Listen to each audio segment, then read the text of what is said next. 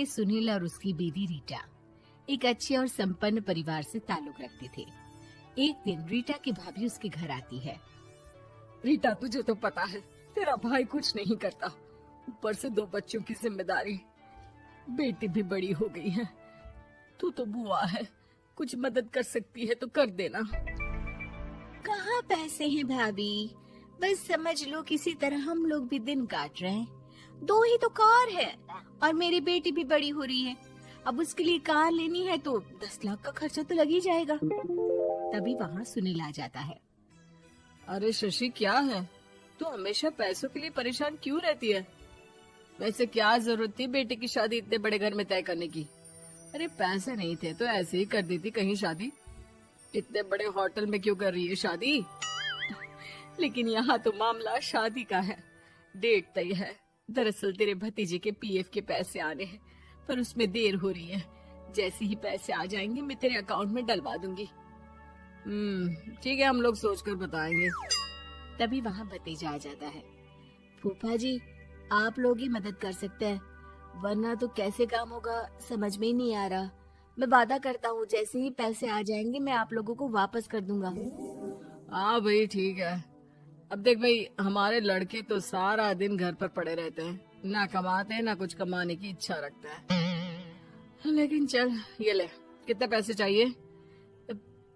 जी 4 लाख रुपए। ठीक है, लेकिन पैसे ध्यान से वक्त पर वापस लौटा देना। सुनील मुसीबत के वक्त बीवी के भतीजे की मदद तो कर देता है, लेकिन उन लोगों के जाने के बाद देख ले रीटा, तेरे मायके वालों ने मांगा तो दे दिया, वरना इन लोगों का मुझे कोई भरोसा नहीं है। अरे क्यों भरोसा नहीं है?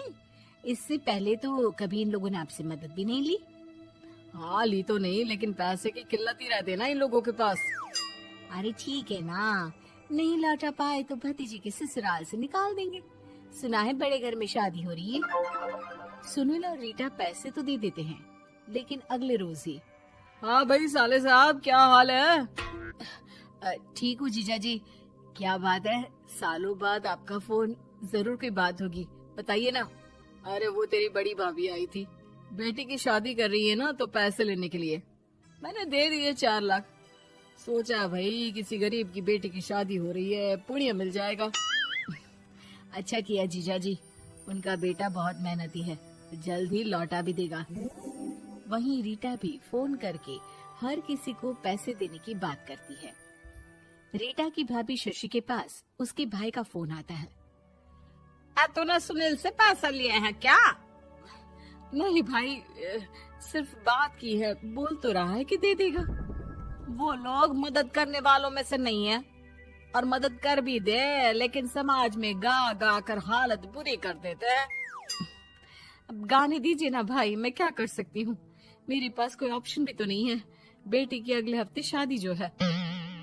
शशि की बेटी की शादी हो जाती है, लेकिन शादी के 1 महीने बाद ही सुनील का फोन भतीजे के पास आता है। हाँ भाई, शादी तो हो गई हम लोगों की दुआ से। अब देख, ऐसा ही फायदा होता है पैसे वाले रिश्तेदार हो तो। तेरे वक्त पर हम कैसे खड़े हो गए थे, लेकिन अब पैसा लौटा दे भाई। जी, मैंने पीएफ के लिए अप्लाई कर दिया था, उसकी नोटिफिकेशंस मैं आपको भी भेज देता हूँ। मुझे लगता है 10 दिन में पैसे आ जाना चाहिए। जैसे ही पैसा आएगा मैं आपके अकाउंट में डाल दूंगा। और ना जी ना, कोई नोटिफिकेशन नहीं चाहिए, पैसा चाहिए, पैसा। अब ठीक है अंकल, बस 10 दिन का समय दे दीजिए। अभी हफ्ता भी पूरा नहीं होता कि भतीजी के पास उसके गांव के दूर के चाचा का फोन आता है। अरे बेटा, क्या बात है, सुनील के कोई पैसे ले रखे हैं तो दे क्यों नहीं देता? हाँ चाचा जी, बात तो हुई थी, 10 दिन का वक्त मांगा है, उम्मीद है हो ही जाएगा।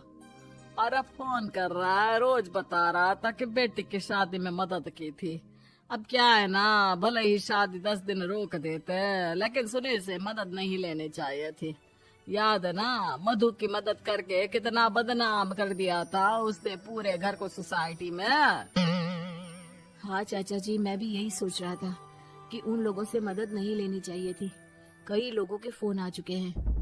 वही रीटा अपनी भाभी को फोन कर देती है। क्या है भाभी, कब पैसे लौटाओगी? पता है ना ये कितना बोल रहे थे तुम्हारे बोलने पर मैंने पैसे दिए हैं। भाभी अब तो आपके बेटे की कार बेच दो और हम लोगों के पैसे दे दो।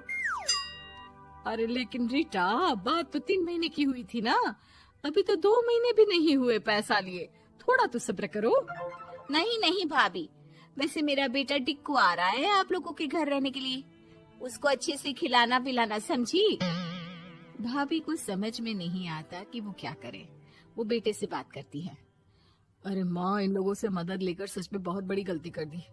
मुझे खुद समझ में नहीं आता कि कैसे इन लोगों के पैसे जल्द से जल्द दे दूं। तभी डोरबेल बजती है और रीटा का बेटा टिक्कू घर में आता है। आओ बेटा, मामी के घर पहली बार आए हो रहने? आप पापा बोल रहे थे कि आप लोग पैसे का ब्याज तो दे नहीं पाओगे, तो तब तक मैं यहीं रह लूं। और हाँ, मैं एसी के बिना नहीं सो पाता। आप लोग अपना देख लेना और पैसे जल्दी लौटा देना, क्योंकि मैं थोड़ा जल्दी जाना चाहता हूँ।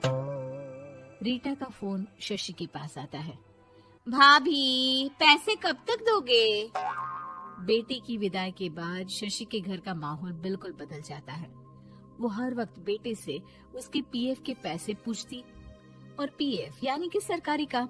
आजकल में पूरा 1 महीना और बीत जाता है। भाभी, मैं और ये अमेरिका जा रहे हैं, घूमने के लिए पैसों की बहुत जरूरत है। रीटा, मैं पूरी कोशिश कर रही हूँ कि जल्द से जल्द पैसे का इंतजाम कर दूं, लेकिन पक्का नहीं बोल सकती। तभी सुनील का फोन भतीजे के पास आता है।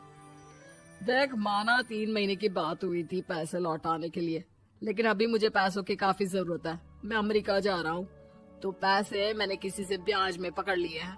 तू हर महीने 4 लाख का 20,000 ब्याज डाल देना मेरे अकाउंट में। सुनील फोन रख देता है, लेकिन भतीजा काफी परेशान हो जाता है। वो ऑफिस से शाम को घर आता है कि माँ पूछती है, क्या हुआ बेटा?